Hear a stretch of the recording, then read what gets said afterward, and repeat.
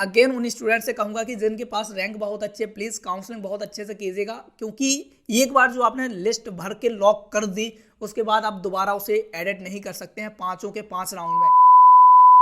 Hello everyone, this side Alok Sahu, I am BTech third year student from ADRI Karnal and आज हम बात करने वाले हैं काफ़ी इंपॉर्टेंट टॉपिक पर। आप लोगों को पता होगा कि आपका आईसीआर का रैंक कार्ड जो है रिलीज कर दिया गया है एंड फाइनली काफ़ी टाइम का इंतजार आपने किया है। एंड इसके पहले मैं हमेशा आपसे कहता आया हूँ कि अगर अभी तक आपने अपने डॉक्यूमेंट्स तैयार नहीं किए हैं और काउंसलिंग करने वाले हैं तो अभी भी आपके पास कुछ टाइम है, आप डॉक्यूमेंट्स तैयार कर लीजिए, क्योंकि जब आपकी काउंसलिंग चल रही होगी तो इस बार वैसे ही बहुत ज़्यादा लेट हो गया है तो ये लोग टाइम आपको नहीं देंगे। तो आज हम इसी टॉपिक पर डिस्कस करने वाले हैं कि आपका जो रैंक कार्ड आ तो गया है, लेकिन अब इसके बाद आपको क्या क्या चीज़ें ऐसी हैं जिसके बारे में आपको ध्यान रखना चाहिए।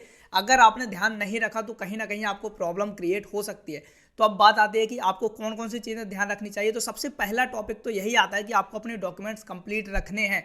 एनी हाउ अभी तक नहीं किए हैं तो कर लो, और अगर आपके कंप्लीट हो चुके हैं तो उनको एक जगह सहेज कर रख लो ताकि बाद में आपको ढूंढने में परेशानी ना जाए।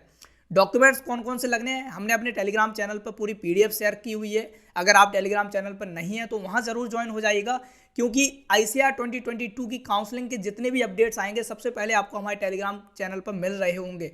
तो मेक श्योर करना कि आप भी टेलीग्राम चैनल पर रहें ताकि आपको सारे अपडेट्स मिलते रहें। और अगर आपने हमें इंस्टाग्राम पर अभी तक फॉलो नहीं किया तो वहाँ भी फॉलो कर सकते हैं, क्योंकि अभी तक जनरली जो भी स्टूडेंट्स हमसे कांटेक्ट करते हैं वो इंस्टाग्राम पर ही करते हैं, क्योंकि वहाँ हम इजीली उनके रिप्लाई कर सकते हैं। अगर आपको भी लगता है कि आपको बहुत ज़्यादा कोई इंपॉर्टेंट काम है तो आप हमसे वहाँ डिस्कस कर सकते हैं। तीसरी बात आती है कि अगर आप इस फील्ड में नए हो तो मेरा आपको सजेशन होगा कि काउंसलिंग तो आप बहुत अच्छे से करिएगा। अगर आपको काउंसलिंग के बारे में ज़्यादा पता नहीं है तो आप हमारे काउंसलिंग प्रोग्राम के बारे में भी जान सकते हैं, जिसके बारे में नीचे हमने सारी चीज़ें लिख रखी हैं और उसमें बताया हुआ है कि हम आपको इस प्रोग्राम में क्या क्या प्रोवाइड कर रहे होंगे। ऑब्वियसली सभी लोग आपकी काउंसलिंग करवा रहे होंगे, लेकिन हमारी काउंसलिंग के साथ साथ आपको कंप्लीट मेंटरशिप भी हो रही होगी। उसमें हम जनरली डिस्कस करते हैं कि आप कौन सा कॉलेज लेने वाले हैं, और अगर कोई कॉलेज लेने वाले हैं तो उसमें आपको क्या क्या मिल रहा होगा। और हो सकता है कि आपके पास जो रैंक है उस रैंक पे आपको बहुत अच्छा कॉलेज मिल रहा हो, लेकिन आपको नहीं पता कि उस रैंक पर कौन सा कॉलेज मिल रहा होगा। तो उसके चक्कर में आप काउंसलिंग भी ऐसे ही रैंडमली अगर कर देते हो तो आपको बहुत अच्छी रैंक पर बहुत बेकार कॉलेज भी मिल सकता है। तो ये इन्फॉर्मेशन आपके पास होना बहुत ज़्यादा मैटर करती है। अगर आपको आईसीआर के कॉलेजेस का कोर्सेज का बहुत अच्छा नॉलेज है तो आप काउंसलिंग खुद से कीजिए, लेकिन अगर आपको लगता है कि आपके पास रैंक बहुत अच्छी है लेकिन आपको इन्फॉर्मेशन नहीं है कॉलेजेस की, तो आप हमारी पर्सनल काउंसलिंग के लिए जा सकते हैं। उन्हीं स्टूडेंट्स को रिकमेंड करूंगा जिनको इसकी जरूरत है, क्योंकि हमारे पास सीट्स बहुत कम है और काफ़ी सारे स्टूडेंट्स रिक्वेस्ट कर रहे थे ज्वाइनिंग के लिए। तो जो स्टूडेंट्स को लगता है कि वो खुद से आईसीआर की काउंसलिंग कर लेंगे तो वो खुद से ही कीजिएगा। बाकी जिनको लगता है कि उनको नीड है वो इसे ज्वाइन कर सकते हैं, क्योंकि हमारे पास बहुत ज़्यादा सीट्स नहीं है। मैक्सिमम 15 सीट्स होंगी जो कि अभी तक रह गई हैं। तो हमारे पर्सनल काउंसलिंग प्रोग्राम के बारे में नीचे डिस्क्रिप्शन में हमने सारी चीज़ें लिख रखी हैं और वहाँ हमने अपना गूगल फॉर्म भी अटैच किया हुआ है, जिसके थ्रू आप डायरेक्ट ज्वाइन कर सकते हैं। अगर आपको लगे कि आपको इसकी ज़रूरत है तो आप उसको देख सकते हैं। और दूसरी बात कि आपका रैंक कार्ड अब आ चुका है, अब आपको किसी चीज़ का इंतजार नहीं है। ऑब्वियसली पहले क्या होता था कि आपके रैंक कार्ड के साथ साथ आपका काउंसलिंग शेड्यूल भी आईसीआर वाले रिलीज कर देते थे, लेकिन इस बार इन्होंने गलती की कि अभी तक काउंसलिंग शेड्यूल रिलीज नहीं किया है। तो हमें नहीं पता कि आपकी काउंसलिंग कब से होने वाली है, लेकिन अगर हम देखें तो आपकी जो काउंसलिंग है वो जनरली आपके रैंक कार्ड के 10 दिन बाद हुआ करती थी। लेकिन आपको पता होगा कि इस बार जो आपका रैंक कार्ड है बहुत ही ज़्यादा लेट आया है। आईसीआर को भी पता है कि रैंक कार्ड इतना लेट आया है कि वो ज़्यादा टाइम आपको देंगे नहीं, तो उनकी कोशिश होगी कि 4-5 दिन बाद आपकी काउंसलिंग के रजिस्ट्रेशन से स्टार्ट हो जाए। सबसे पहले जो है आपके रजिस्ट्रेशन हो रहे होंगे काउंसलिंग के लिए। रजिस्ट्रेशन की फीस होती है 500 रुपीज़। 500 पे करने के बाद ही आप कंप्लीटली रजिस्टर्ड होते हैं। रजिस्टर करने के बाद आपको ऑप्शन मिलता है कॉलेज की चॉइस फिलिंग करने का, और वो सबसे ज़्यादा मैटर करती है। मैं हमेशा अपनी वीडियोस में कहता आया हूँ कि अगर आपके पास बहुत अच्छी रैंक है तो प्लीज़ चॉइस फिलिंग बहुत अच्छे से कीजिएगा, वरना आपको बहुत अच्छी रैंक पर एक बेकार कॉलेज मिलना कोई बड़ी बात नहीं है। मेरे पास कई सारे ऐसे एग्जाम्पल हैं जिनको बहुत अच्छी रैंक पर बहुत बेकार कोर्सेज और कॉलेज मिले हुए हैं, क्योंकि उनको नॉलेज नहीं थी आईसीआर। लाइक किसी की रैंक 1000 है 2000 है, बट फिर भी वो हॉर्टिकल्चर, सेरिकल्चर, फॉरेस्ट्री जैसे कोर्सेज लेके बैठे हुए हैं कॉलेज में। मैंने कई सारे ऐसे स्टूडेंट से बात की, क्योंकि एंड उन्होंने आखिरी में रीज़न यही दिया कि भैया हमें पता नहीं था, हमें लगा शायद ये कोर्सेज अच्छे होते होंगे इसलिए हमने ले लिया, और उनको वो मिल गए। तो हो सकता है उन्हें उस टाइम कोई गाइड करने वाला नहीं था, बट इस टाइम अगर हम आपके पास बताने के लिए हैं तो प्लीज़ इसका यूज़ करो और आप अपनी अच्छी रैंक पर सही जगह पहुंचो। तो जिन स्टूडेंट्स की रैंक बहुत अच्छी है उनको कोशिश करनी है कि चॉइस फिलिंग बहुत अच्छी बनाएं ताकि उनको एक बेटर कॉलेज मिल सके, और जिन स्टूडेंट्स की रैंक बहुत ज़्यादा है मैं उनको कहूँगा कि आप काउंसलिंग के लिए ज़रूर जाएँ और कोशिश करें कि सभी कॉलेज भर दें, कोई भी मत छोड़ें, ताकि अगर आपकी रैंक पर कोई भी कॉलेज मिल रहा हो तो आपको ज़रूर मिल जाए। बाकी उनके ऑर्डर जरूर ध्यान से बनाइएगा, वरना हो सकता है कि आपकी जो रैंक है आपको लगता हो कि नहीं मिलेगा, लेकिन उस रैंक पर शायद मिल जाए, तो आप लकी होंगे कि अगर आपको उस रैंक पर एक अच्छा कॉलेज मिले। इसलिए चॉइस फिलिंग बहुत ध्यान से करना। और अब बात आती है कि ये सारी चीजें इतना लेट हो जाने की वजह से आपको ज्यादा टाइम आईसीआर नहीं देगा, इसलिए चॉइस फिलिंग अभी से बनानी शुरू कर दो। अब आपको किसी चीज की जरूरत नहीं है, आपके पास रैंक है, आपके पास कट ऑफ्स हैं। मैंने कई सारे कॉलेजेस की कट ऑफ्स पर वीडियो बना रखी है, अगर आपने नहीं देखे तो उन्हें जरूर देख लीजिएगा, वो आपकी बहुत ज़्यादा हेल्प कर रहे होंगे। और मैंने टॉप 10 यूनिवर्सिटीज़ के ऊपर भी एक वीडियो बना रखी है, तो वो भी आपको हेल्प कर रही होगी अपना प्रेफरेंस ऑर्डर तैयार करने में।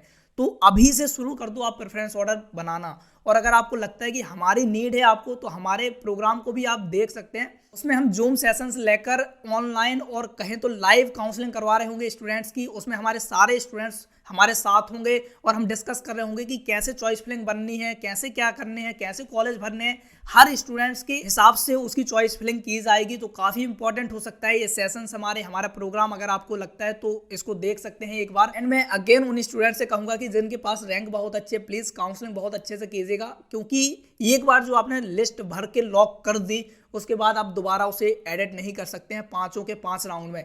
यानी कि फर्स्ट राउंड के पहले आपने जो स्टेप लिया, जो कॉलेजेस भरे, वही आपके 5 राउंड में चलेंगे। उसके बाद आप कोई भी चेंज नहीं कर सकते। और ध्यान रखिएगा, जिन स्टूडेंट ने 5 राउंड से पहले अगर अपना रजिस्ट्रेशन नहीं किया, यानी कि फर्स्ट राउंड के पहले ही आपको रजिस्ट्रेशन करना पड़ेगा। कुछ सोच के बैठे होंगे कि हमें फर्स्ट, सेकंड, थर्ड राउंड में तो कॉलेज मिलना नहीं है, हम 4th या 5th में रजिस्ट्रेशन कर रहे होंगे, तो नहीं, आप फिर एलिजिबल ही नहीं होंगे। अगर आपको काउंसलिंग में पार्टिसिपेट करना है तो आपको रजिस्ट्रेशन करवाना पड़ेगा काउंसलिंग से पहले।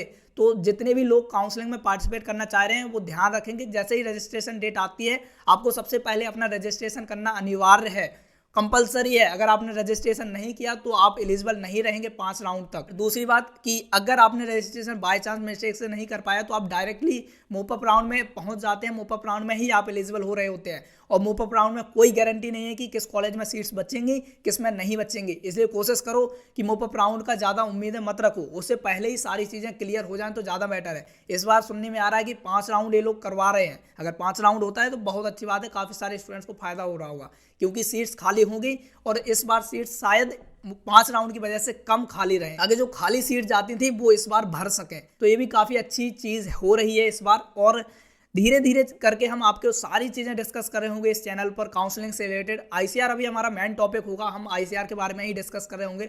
उसके बाद हम देखेंगे कि हमें आगे क्या करना है। अभी के लिए इतना ही यार, कि सारी चीज़ें आप धीरे धीरे मैनेज करना शुरू करो, कॉलेजेस के बारे में पता करो, कोशिश करो जितना ज़्यादा पता कर सको उतना अच्छा है। हमारी मेन कोशिश अपने प्रोग्राम में ये भी होती है कि हम स्टूडेंट्स को कॉलेजेस का एक्सपोजर दे सकें। कई सारे हमारे जूनियर्स हैं जो डिफरेंट कॉलेजेस में हैं, जिनकी हमने काउंसलिंग पिछले साल की थी, उनसे हमारे कॉन्टैक्ट हैं और वो हमारी हेल्प करने के लिए तैयार हैं। तो वो भी हमारे स्टूडेंट्स की जो इस बार काउंसलिंग में है उनकी हेल्प कर रहे हैं। तो काफ़ी अच्छी चीज़ है। अगर आपको लगता है कि दूसरे कॉलेजेस का एक्सपोजर आपको चाहिए तो भी आप हमारे प्रोग्राम को एक बार देख सकते हैं, जिसके थ्रू हम आपके डिफरेंट कॉलेजेस के स्टूडेंट से कांटेक्ट करवा रहे होते हैं। ये प्रोग्राम आपको काफ़ी सारी चीज़ें प्रोवाइड कराता है, इसकी कोई लिमिट नहीं है, कोई भी हेल्प आप हमसे ले सकते हैं। ये भी काफ़ी इंपॉर्टेंट है आपके लिए। तो अभी सबसे पहले आप कोशिश करो कि बहुत सारे कॉलेजेस हैं आपके आईसीआर में, उन सबकी एक लिस्ट बनाओ और उनको एक रैंकिंग देना शुरू करो। और जो आईसीआर की एक्रीडेशन वाली रैंक हैं, यानी कि जो आईसीआर रैंक निकालता है, जरूरी नहीं है कि वो ही सबसे अच्छी हों।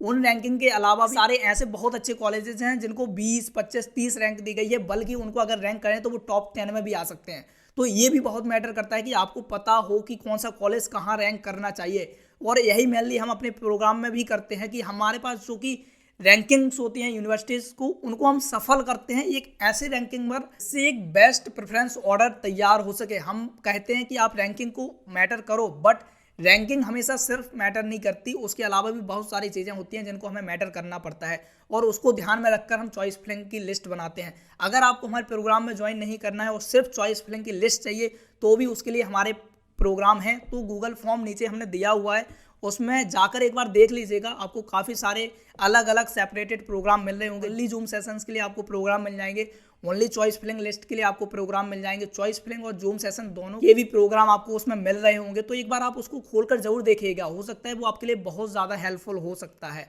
और काफ़ी सारी चीज़ें हम धीरे धीरे इस चैनल पर डिस्कस कर रहे होंगे। तो अगर आप चैनल पर नए हों तो सब्सक्राइब जरूर कर लीजिएगा। और एक वीडियो मैंने बना रखी है काउंसलिंग प्रोसेस पर, जिसमें A to Z क्या क्या आपको करना पड़ेगा वो सारी चीज़ें उसमें डिस्कस की हुई हैं। तो एक बार उसको जरूर देखिएगा, वो बहुत अच्छी वीडियो है, आपको सारे डाउट्स क्लियर कर देगी।